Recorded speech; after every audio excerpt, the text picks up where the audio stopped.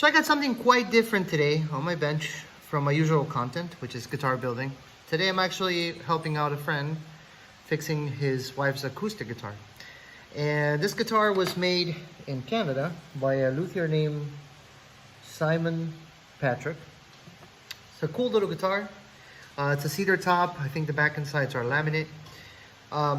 And it has the typical thing that happens to guitars over time, especially if they're not in an environment that is very controlled. The bridge started to come off. Obviously, I already using a little spatula, protecting it, adding some heat, I was already able to remove it. But something quite interesting was that it almost had no glue left holding the piece. It was like a tiny bit right here in the front, and the rest was just gone.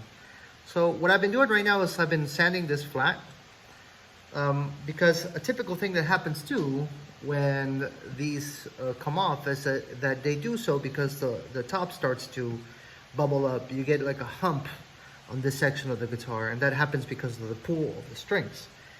And this piece tends to then to cup to compensate for that curving.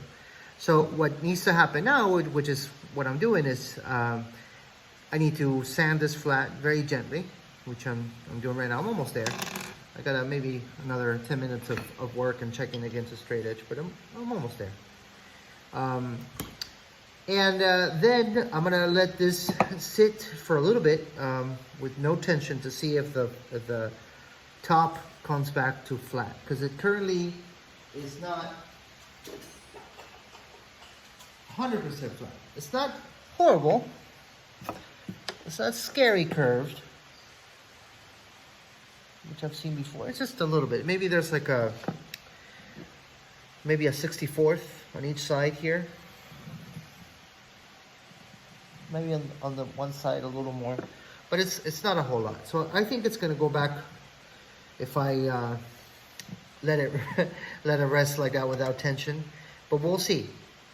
Now what I am currently contemplating is how I'm gonna glue this back on, because since I'm a more of an electric guitar kind of guy, I don't have specialized tools for fixing acoustic instruments, and I don't have the clamp to glue the bridge. One of the things that I've done before, and I would do that if it was an inexpensive guitar, is you can actually use the holes for the pins and use that to secure it with some bolts. You know, obviously this is way too big, but just to illustrate my point, you could use something like this, put it through there, then tighten it and use that as your clamp, and that could work. But since I want to pay the respects that this guitar needs, and this guitar made by, it's not a factory, it's a luthier, I'm taking my time. So I'm building a clamp, a C-clamp, long reach, so I can do this properly and not mar or change anything on the bridge. That is kind of the plan. But one thing I did notice as I was removing the pins is that they are starting to crap out. These are the pins that the guitar came with. Obviously they're plastic. They're not great pins to begin with, but they seem to be getting brittle and flaky. So I'm gonna try to make some myself out of cascol, which is one of the hardest woods that I have here, and replace these pins. I'm gonna give it a go. At least I have to replace 2 of them they're just gone. This is not good anymore. Ideally, you want to replace all of them, but we'll see, because that's going to be on my pocket. We didn't discuss that. Also, the saddle that it came with is made out of plastic, which I have to confess is a little disappointing. I thought this would be bone. I could make this out of bone, and it would improve the guitar quite a bit, but I gotta talk it over with my friend, see if he's interested in doing a little more work on the guitar.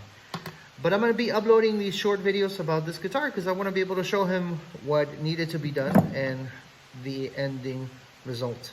Another thing I'm going to be doing with this guitar in particular is I'm going to be stringing it with 11s. It had 12s on, but I think 11s are going to be better for the player. She just wants something that is really easy to play, so it makes sense to me. And it's a good compromise between getting something way too skinny that won't produce volume and making it easier on the hands. All right.